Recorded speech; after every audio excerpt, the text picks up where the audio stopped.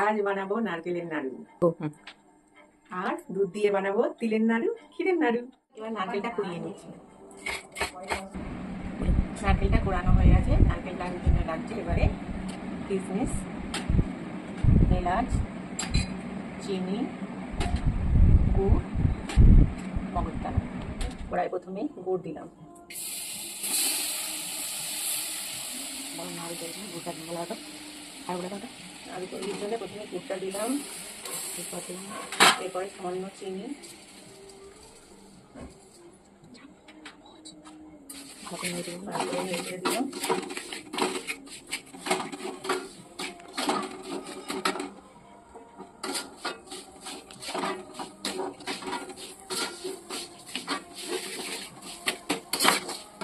বুঝতে পারছি না এটা গুড়া চিনিটা ভালো করে গড়িয়ে নিচ্ছি।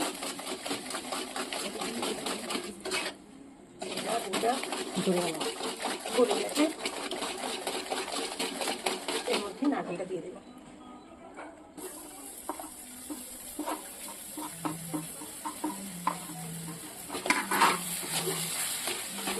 তেলটা কমিয়ে দিলাম,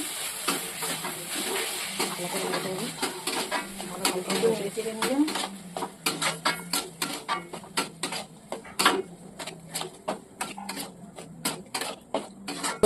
নারকেলের রসটা পড়ে গেছে।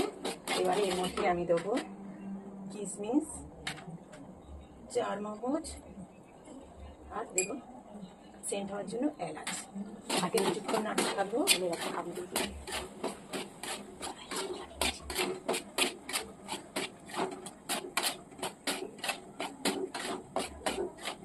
নাড়ুর পাক হয়ে গেছে।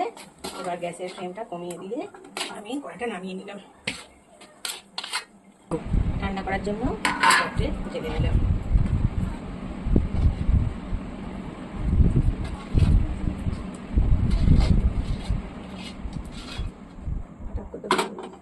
নাড়ু হতে হতে এবারে আমি ক্ষীরের নাড়ুর জন্য দুধটা বসিয়ে দিই।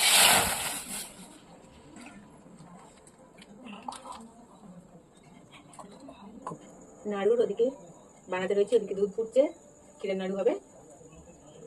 এটা কাঠ এটা নাড়ুগুলো এবার তৈরি করে নিই গোল গোল করে, দু হাতের মধ্যে পাকিয়ে পাকিয়ে। ক্ষীরের নাড়ুর জন্য লাগবে চিনি আর সামান্য গুঁড়ো দুধ। দুধটা দেওয়ার পর একটু দই নাড়তে হবে, যাতে না দুধ গলা পাকিয়ে যায়।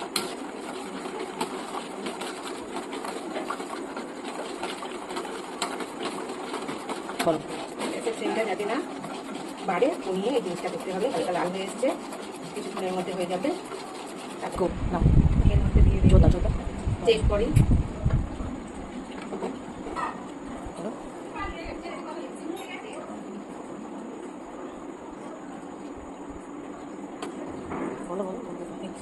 হাতে হাত ধরিয়ে যাচ্ছে, উঠে যাচ্ছে, এবার হয়ে যাবে। কড়া থেকে এবার নামিয়ে নিচ্ছি। এবার ক্ষীরের নাড়ুর জন্য চিনি দুধের মধ্যে দিয়ে দিলাম, একটু নেড়ে দিলে এর মধ্যে দিলাম সুজি আর ক্ষীরের নাড়ু মেন উপকরণ হলো তিল। তিলটা এর মধ্যে দিয়ে দিলাম, একটুখানি ফ্লেমটা বাড়িয়ে দিলাম। ভালো করে নেড়ে চেড়ে নিয়েছি। তিলের নাড়ুর জন্য পাকটা রেডি হয়ে গেছে। আমি গ্যাসের ফ্লেম অফ করে দিয়েছি। এবার নাড়ুটা বানিয়ে নেবো, একটু নেড়ে চেড়ে নাড়ুটা বানিয়ে নেব। নাড়ুর জন্য পাকটা হয়ে গেছে। এবার থালার মধ্যে নামিয়ে নিচ্ছি। একটা একটা করে নাড়ু বানিয়ে নিলাম। ফলের জন্য 3 রকম নাড়ু রেডি হয়ে গেল। তিলের নাড়ু, তিলের নাড়ু, নাড়ু।